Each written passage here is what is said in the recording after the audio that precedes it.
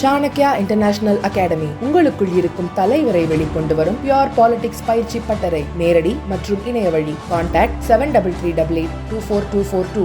சர்வதேச வர்த்தகத்தில் இந்திய ரூபாயின் பயன்பாட்டை அதிகரிக்கவும் உள்நாட்டு நாணயத்தை வலுப்படுத்தவும் இந்தியா தீவிரமாக முயன்று வருகின்றது. முக்கிய வர்த்தகங்களை ரூபாயில் நேரடி பரிவர்த்தனை மூலம் செய்வதற்கான ஒப்பந்தங்களை விரிவாக்க ரிசர்வ் வங்கி பல முக்கிய நடவடிக்கைகளை மேற்கொண்டுள்ளது. பிரதமர் நரேந்திர மோடியின் இலக்கான உலக வர்த்தகத்தில் ரூபாயின் பயன்பாட்டை அதிகரிக்கும் முயற்சியில் இந்தியா தற்பொழுது ஈடுபட்டுள்ளது. இந்த இலக்கை அடைய தற்பொழுது நடைபெற்று வரும் அனைத்து சுதந்திர வர்த்தக ஒப்பந்த பேச்சுவார்த்தைகளிலும் ரூபாய் மூலமான விலைப்பட்டியலை சேர்ப்பது குறித்து இந்தியா தீவிரமாக வலியுறுத்தி வருகின்றது. ரிசர்வ் வங்கி தற்பொழுது அமெரிக்க டாலர் போன்ற மூன்றாம் நிலை நாணயங்களை சார்ந்திருக்காமல் ரூபாய்க்கான நேரடி மாற்று விகிதங்களை நிறுவ முயற்சி செய்கிறது.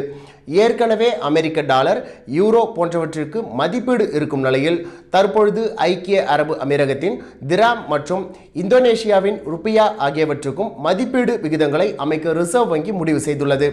பக்கத்து நாடுகள் மற்றும் மொரிஷியஸ் போன்ற நாடுகளிலும் இதற்கான பணிகள் நடைபெற்று வருகின்றன. ஐக்கிய அரபு அமீரகம், இங்கிலாந்து உள்ளிட்ட நாடுகளுடன் இந்தியா செய்துள்ள சுதந்திர வர்த்தக ஒப்பந்தங்களில் ரூபாய் பரிவர்த்தனை நிலைநிறுத்த முயற்சி செய்கிறது. மேலும் உள்ளூர் நாணயத்தை பயன்படுத்துவதன் மூலம் நிறுவனங்களுக்கு ஏற்படும் அபாயங்களையும் செலவுகளையும் குறைக்க முடியும். அத்தோடு உலகளாவிய வெளிப்புற பொருளாதார சிக்கல்களிலிருந்து இந்திய பொருளாதாரம் பாதிக்கப்படுவதும் குறையும். 2047ஆம் ஆண்டிற்குள் வளர்ச்சியடைந்த நாடாக மாற்றமடைய வேண்டும் என்ற இந்தியாவின் இலக்கிற்கு ஒரு நம்பகமான சர்வதேச நாணயம் அத்தியாவசியமாக கருதப்படுகிறது. தற்பொழுது உலகளாவிய கட்டணங்களுக்கான முதல் 20 நாணயங்களில் ரூபாயின் பயன்பாடு இடம்பெறவில்லை. 46.94% பங்குடன் அமெரிக்க டாலரே முன்னணியில் உள்ளது.